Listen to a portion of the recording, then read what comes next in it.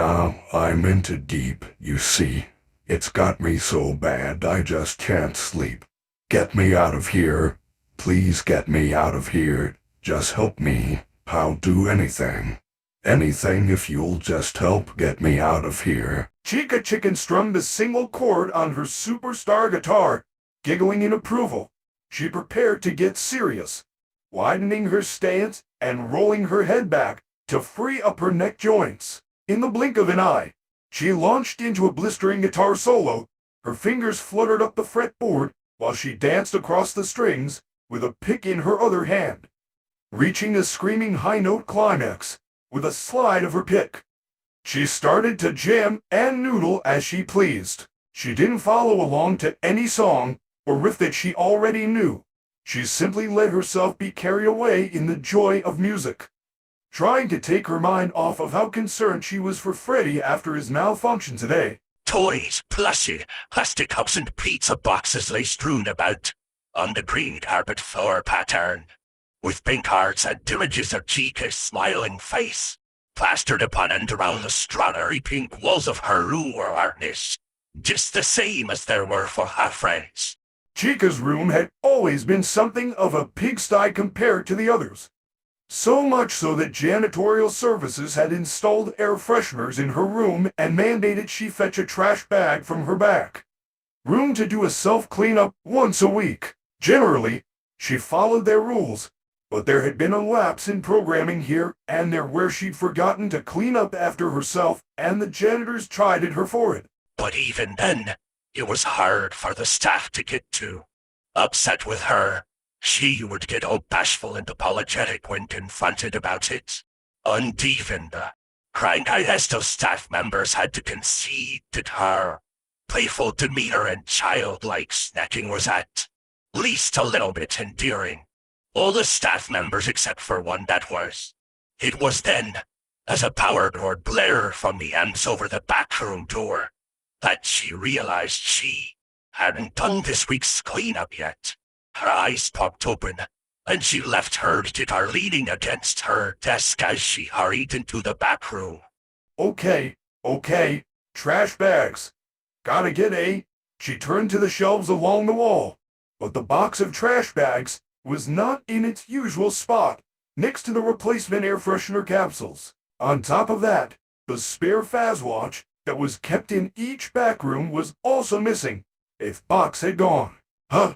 Trash bags. She tilted her head to the side like a curious puppy as she looked along the shelves, playfully singing. Where are you? Were it not for the mild electronic undertone of her voice, one would never guess her to be an animatronic. So perfected, so unblemished were the human intonations and subtleties of her speech. She started towards the elevator that would take her down two-part service, wondering where the bags had gone. Had she used them all, thrown the box out, and forgotten to ask for a new pack, she didn't have to venture far to find them, as she felt herself kick something across the floor. Looking down, a little yellow box with an opening on its top face tumbled in front of her. The surface of rolled-up trash bags inside reflected the scant light in the back room. Aha!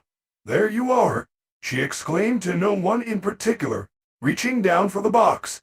From out of the eerie darkness, she could have sworn she heard a gasp, followed by the wrinkling of plastic. She froze, confused. All the staff were supposed to have gone home by now, and the guests too.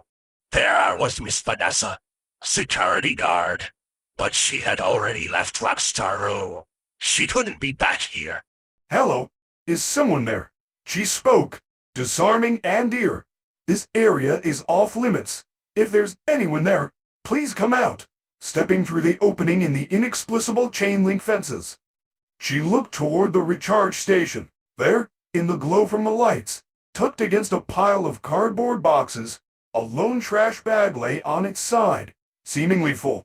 She approached it, thinking she would treat herself to a little snack, but noticed as she stepped closer that the bag shook ever so slightly. Reflections of the recharge station's lights jittered upon the black plastic. Curious, she reached down and grabbed it. "No, stop!" A shrill voice cried from within the bag, the person inside flailing to escape. "Let me go!" She clucked in surprise and immediately let go. A brown-haired little boy, dressed in a navy blue shirt and brown shorts, flailed and squirmed out of the bag, backing into the corner. Hyperventilating, he stared up at her with cherry brown eyes as wide as saucers. Chica stood back, giving the boy his space, but he refused to take his eyes off of her. And his. Right. Panicked breathing, didn't he? She knew what to do. She and her friends had all been specially trained to calm scared children or a guest having a meltdown. Gently kneeling, she offered her hand to the child, wanting him to see that she meant no harm. Hey, hey, she began in the softest, sweetest tone of voice the boy had ever heard. Don't be scared, little one. You're not in any trouble.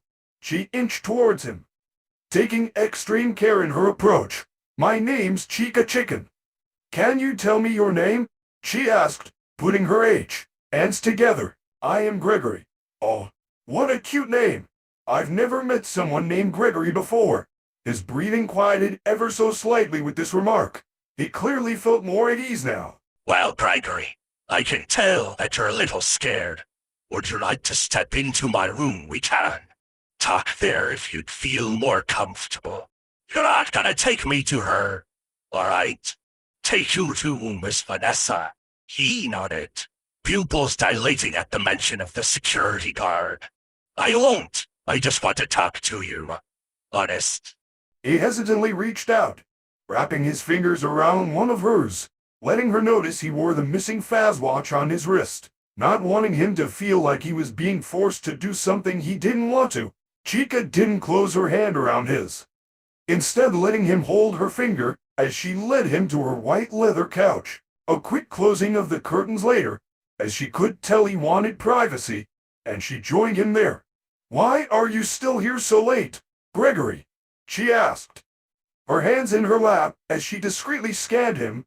All the other guests went home hours ago. Somebody's trying to get me. He shivered. She was chasing me and I got away from her. And I thought that maybe I could hide in here. Someone wants to get you. Who?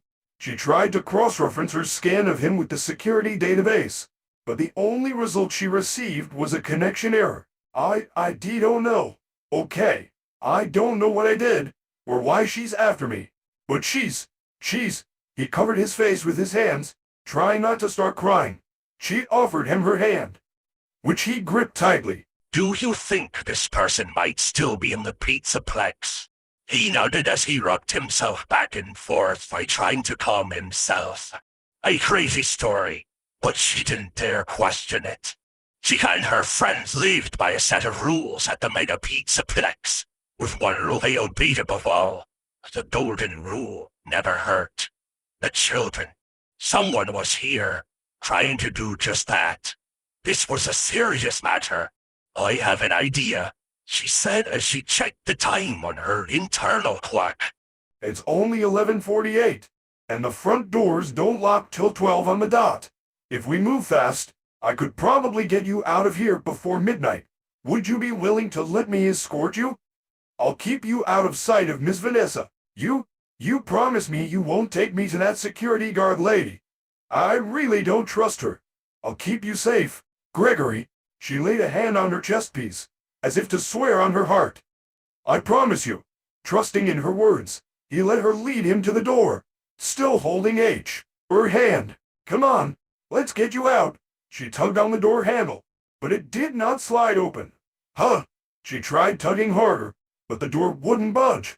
Open, you silly door. Something about how she said silly instead of something angrier made Gregory snicker. What an innocent choice of words. Is it supposed to be locked? Like, at a certain time? No, not at all. She heaved as she put all she had into trying to open the door, but her slick metal digits simply slid off the handle. It should never lock on its own. Are we gonna get out of here? She pondered the situation, adjusting the bow that kept her hair up. I wonder if we could. Hey, what about the vents? She looked up to see him pointing at the vent over the couch. I could crawl out of here and try to open the door from the outside. I don't think that's very safe. Are you sure you want to try that? Do you have any other ideas? She looked up at the vent, unable to think of anything else to try. Okay, we'll try it. But please be careful in there. Okay, little one. She laid her hand on his shoulder and gave him a concerned look. He blinked, pulling his hands up near his chest.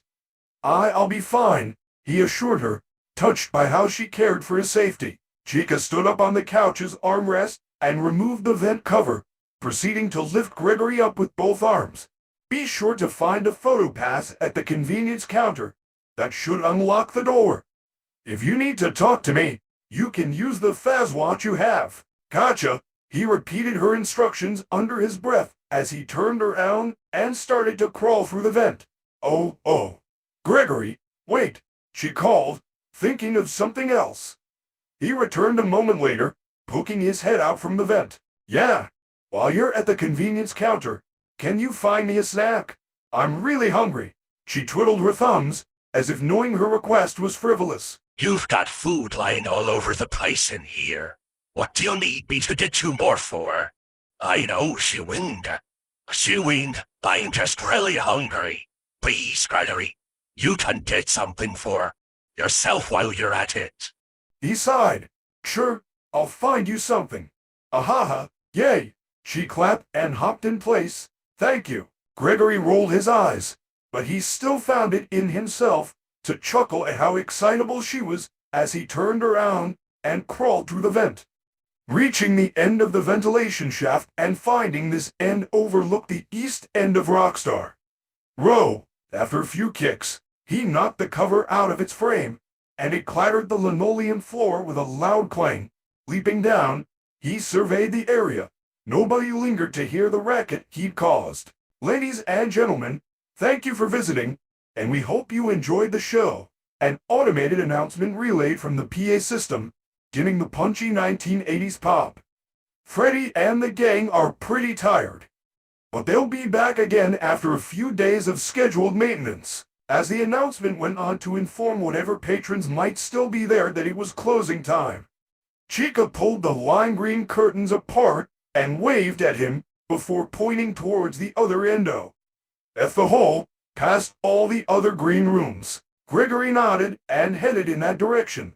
Glancing at each room as he passed, he was startled away from Montgomery Gators by the sound of something being thrown against the window. Took in Roxanne Wolf apparently talking to herself in her mirror, and saw no activity whatsoever from Freddy Fazbear's room.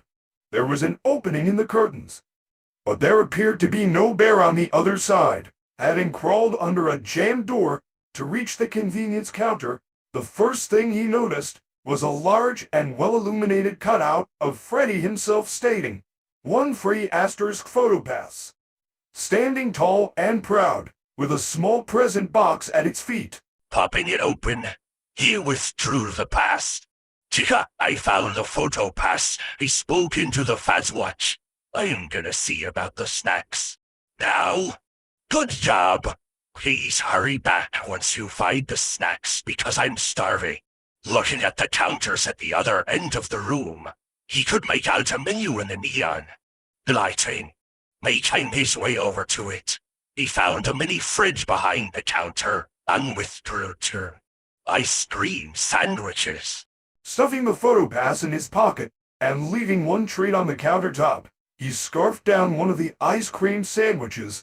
It had been a while since he'd eaten anything. After wrapping up, he ran back to Chica's room, brandishing the photo pass in one hand and Chica's treat in the other. "Come on," he mumbled, scanning the photo pass. "Work! Beep, beep, beep." The door slid open to reveal a waiting Chica. Hooray for Gregory. She clapped for him, her eyes closed as he snickered, "You did such a good job getting that." As she opened her eyes and looked down at him, her train of thought came to a screeching halt, noticing the ice cream sandwich. "Gimme!"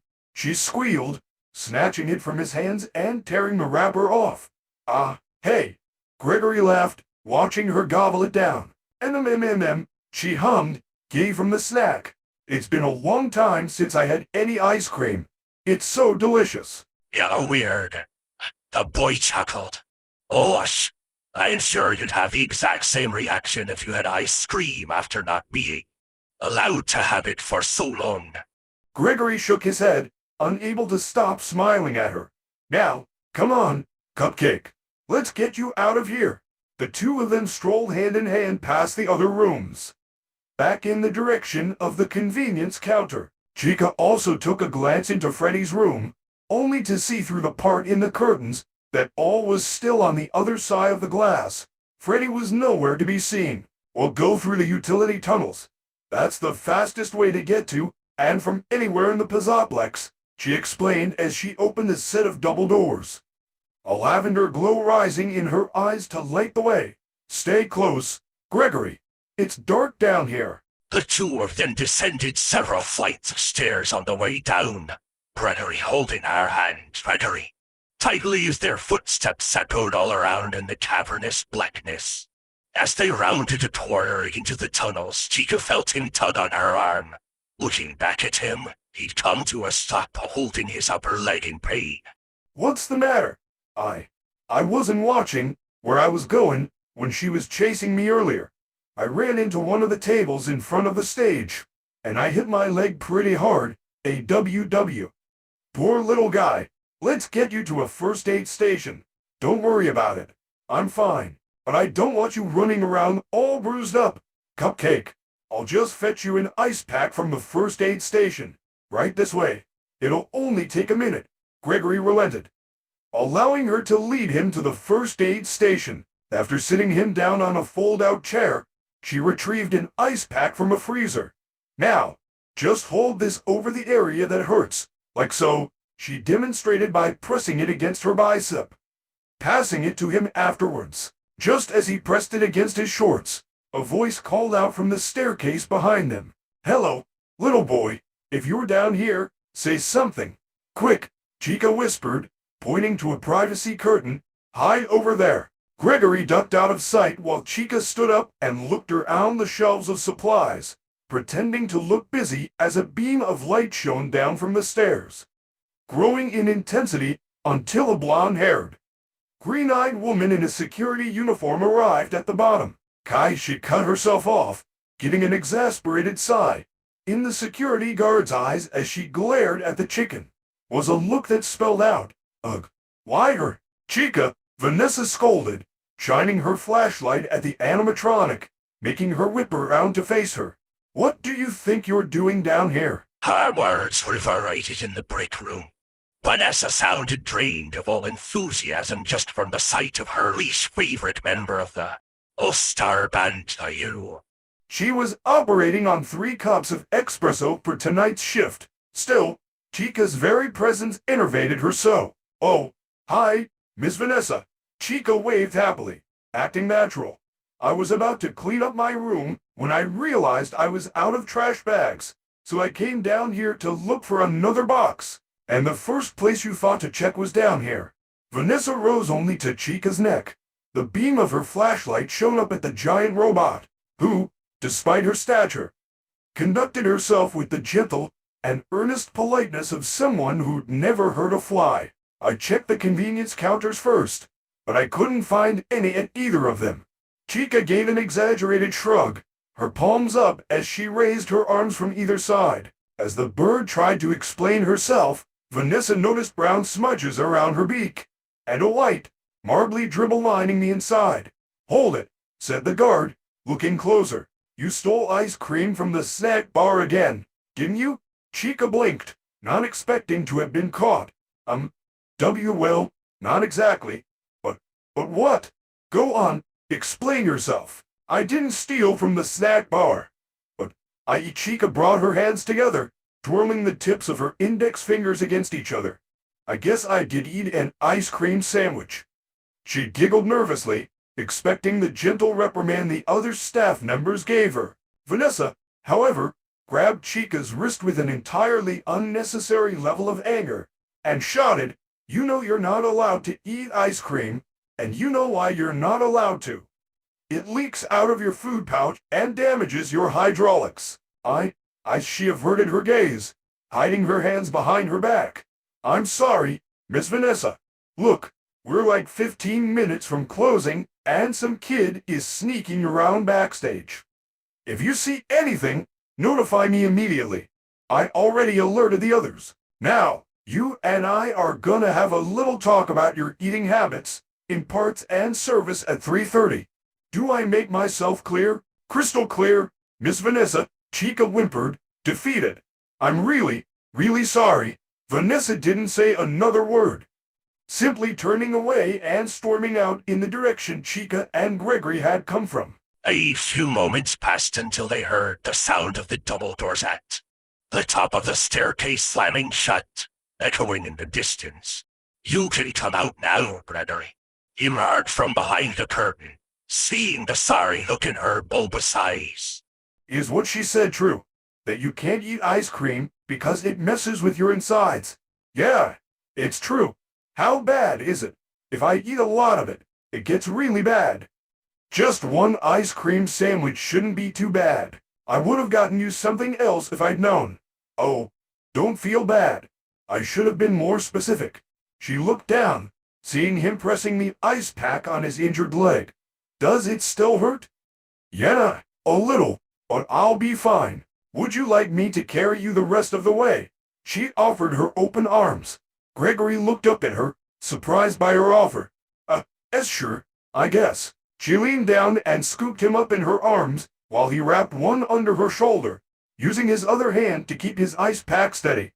If you aren't allowed to eat ice cream, the first place? He asked as she held him. Why'd you eat it anyway? Chica sighed as they passed by the icons indicating the attractions the various passageways lead to. Montgomery Gators Gator Golf, where golfers would navigate a ball through a course full of boggling challenges. Rocks and Wolf's Roxy Raceway, where go-karts screamed down winding roads in a fight to the finish. Freddy Fazbear's Phasmic Leap, where aspiring space cadets could explore the vastness of the universe. And Chica's two attractions, Mazercise, where fun, recreation, and gluttony met in a wondrous collision, and the Cupcake Factory, where delectable sweets like cakes, cookies, and ice cream could be eaten day in and day out, many prepared by the master chef herself. I can't help myself. I'm always so hungry, and even when I know something is bad for me, I can't stop myself. I see a snack, and I gotta have it. A few seconds of silence passed before she added, as they rounded a corner after coming to a gate where a pack of STAFF bots stared pensively at a colleague damaged beyond repair. Never to operate again. It's a bug in my programming. I know the staff get annoyed with me, but they've never been able to fix the whole bug, so they try to limit my access to food. Or do things like give me a food pouch to try and keep anything I eat from getting on my circuits and hydraulics. And somehow, they didn't think to design it to hold drinks or anything that melts. As they started climbing up another stairwell, Gregory, who hadn't gotten a wink of sleep tonight, yawned as he rested his head against her chest piece, nuzzling her and closing his eyes. AWW, is someone tired? Screwed as they ascended. Don't fall asleep just yet, Cupcake. We still got a little bit more to go till we get to the exit. She reached the top of the staircase, heading past a recharge station and another gate where a group of STAFF bots diligently worked away beyond it. As she approached the door to the next area, she caught sight of a loose sheet of yellow paper sitting by a stack of supply tubs, a set of interdepartmental notes. She took a look as she pulled the door open, catching something about how the damage she caused to herself through her habit of eating garbage was getting costly to fix. Oh dear, how embarrassing. Thank goodness little Gregory won't have to see that. Down the hall, a curiously placed paint bench blocked her way, so she took a detour through a bathroom and Chica stopped dead in her tracks, seeing 3 very full garbage bags lined up on the other side of the bathroom. No, no, no, no, not now. You have to help him get out. No trash, don't. She slowly led Gregory down, making him open his eyes. What? Chica, what's going on? Stop, stop, don't do it. You need to help him. A fit of maniacal giggling broke out of her as she raced for the trash bags. tearing them open and horking down discarded foam cups and paper plates, and all the half-eaten food they once contained. The boy recoiled in disgust. "What are you doing?" "Sorry," she replied, not sounding like she meant it thanks to her voice box being muffled by handfuls of trash. "Go on until you see another staircase, and the exits beyond the security office after that." Ugh, gross. Gregory ran out of the bathroom and onward through the hallways and storage rooms, revolted by what he'd just seen. He felt like he was going to vomit at the thought of it. Chica sat there, knowing this was wrong, but not being able to stop herself chowing down on the waste and just hoping that he made it out, or that she could finish and catch up with him before it was too late. The boy soon came to a hallway full of industrial piping and machinery. Steam leaked and hissed from the pipes to his left, forming an impenetrable smoke screen, while an arrow indicating the direction of the lobby was painted on the wall all the way at the right end. He started in that direction. "There ya are!"